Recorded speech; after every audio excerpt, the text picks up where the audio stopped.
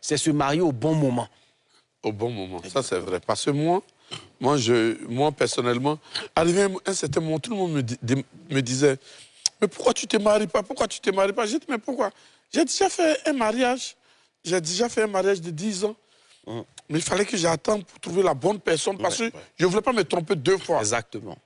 Donc, moi, le conseil que je donne aux gens, attendez. Moi, j'ai attendu. Aujourd'hui, j'ai trouvé l'appel rare.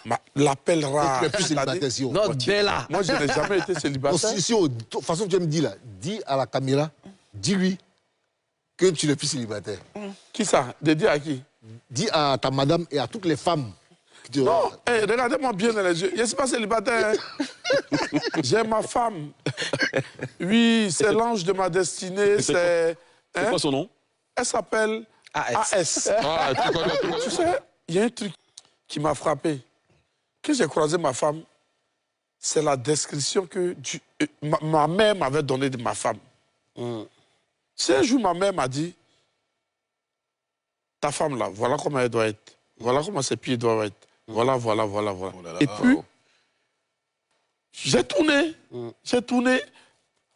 Oh, cette fille avec qui je suis là, c'est une fille avec qui on a fait le même quartier. Et on ne s'est jamais vu. Waouh. On ne s'était jamais vu. Mais le jour que je l'ai vu comme ça, j'ai entendu dans mon oreille, clairement. Voici enfin ta femme. C'est Et je lui ai dit, tu sais que tu seras ma femme. Elle dit, toi chanteur là. Tout ce qu'elle m'a lancé. Elle dit, vous les chanteurs là. J'ai dit, je ne sais pas. Mais on dit, tu es ma femme. C'est ce que j'ai entendu. Et puis je suis parti sereinement. Mais avant ça, j'avais fait 3 jours de jeûne. Parce qu'on rentrait dans la nouvelle année, j'ai dit, Seigneur, je suis fatigué. Parce que tu as tes filles, tu es là, tu es célibataire. Tu n'as personne. C'est trop compliqué. Tu vas voir tes amis, ils sont avec leurs femmes. Toi, tu viens toujours en solo. C'est épuisant. Bon, c'est un beau témoignage. Hein. Siro, j'avais une question.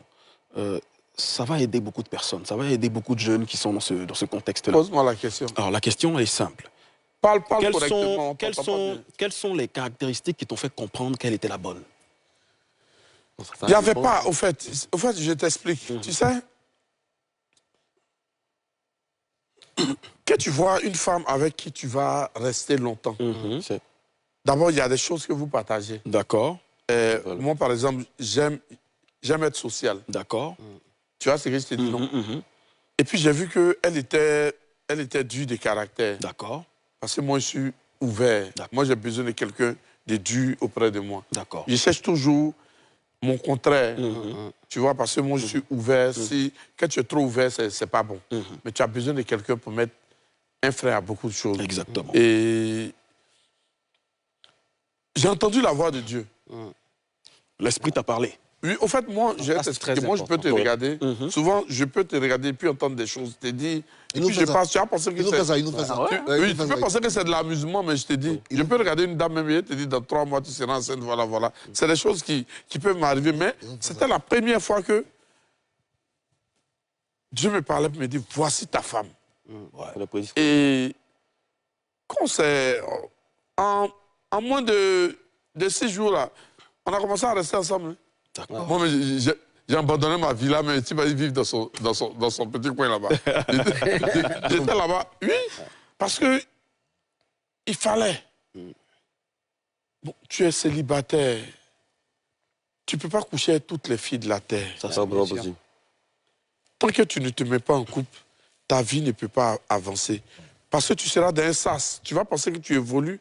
Or, tu vas tourner d'un point A à un point A. Donc, tu feras juste des rotations.